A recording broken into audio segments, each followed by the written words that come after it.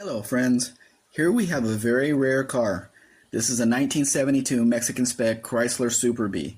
It is hard to find an early Super Bee like this one. Under the hood is a 270 horsepower 318 V8 mated to a 4-speed manual transmission.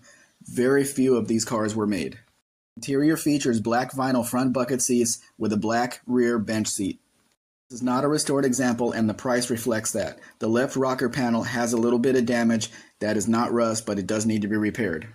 Center console is not original to the car and can be removed. The Tuff steering wheel is also not original to the car, but looks good. These wheels and hubcaps were only used on the Mexican Super Bees. 318 in this car needs some detail work. The car does have power steering and power brakes. If you are interested in Mexican Super Bee or a Magnum, and this one is not for you, I can find you the car you want. Just contact me with the details and I will see what I can find.